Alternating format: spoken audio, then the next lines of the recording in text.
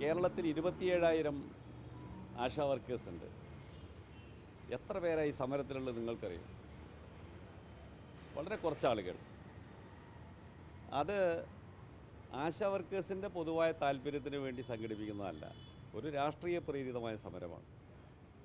അതുകൊണ്ട് അതിൽ നിന്ന് അതിവേഗം അവർ പിന്തിരിയണമെന്നാണ് ഞങ്ങളുടെ അഭിപ്രായം. ആശാ വർക്കേഴ്സ് ഉൾപ്പെടെയുള്ള കേന്ദ്ര പദ്ധതികളിൽ ജോലി ചെയ്യുന്ന തൊഴിലാളികൾ കുറേ വലിയ അധികം വിഭാഗങ്ങളുണ്ട്. MNREG ഉണ്ട്, നാഷണൽ ഹെൽത്ത് മിഷൻ്റെ കീഴിലുള്ള ആരോഗ്യമേഖലാ പ്രവർത്തകരുണ്ട്, ICDS പ്രോജക്റ്റിൻ്റെ കീഴിലുള്ള അംഗനവാടി വർക്കേഴ്സ് ഉണ്ട്, മിഡ് ഡേ മീൽ സ്കീമിൻ്റെ കീഴിൽ സ്കൂളുകളിൽ ഉച്ചഭക്ഷണം പാചകം ചെയ്യുന്നവരുണ്ട്. ഇതെല്ലാം കേന്ദ്ര ഗവൺമെൻറ്റിൻ്റെ സ്കീമുകളാണ്.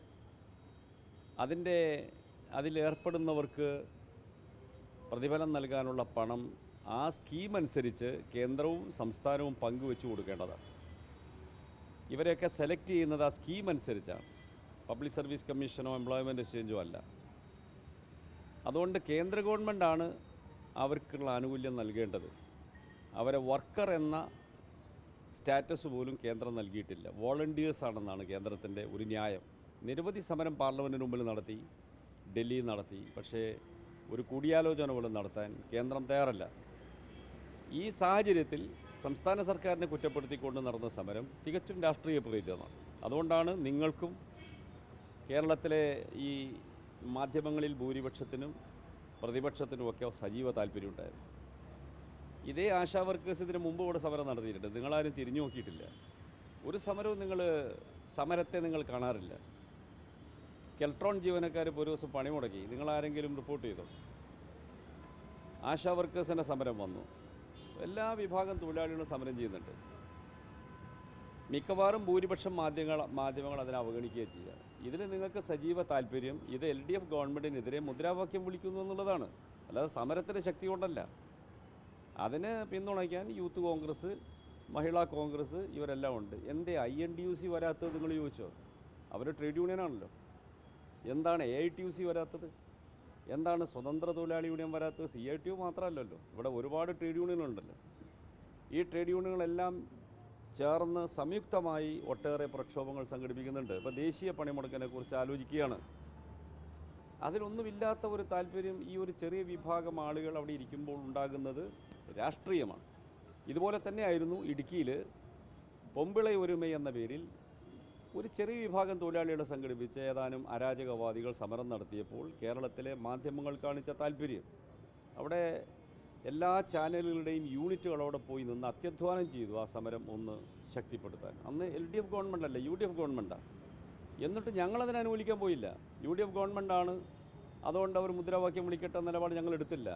അത് അരാജകമായ വളരെ തെറ്റായ ഒരു സമരമായിരുന്നു. അതിന് സമാനമായ ഒരു സമരമാണ് ഇപ്പോൾ നടക്കുന്നത്. ഇത് തൊഴിലാളി താല്പര്യത്തിനല്ല. അതുകൊണ്ടാണ് ഞങ്ങൾ എതിർക്കുന്നത്.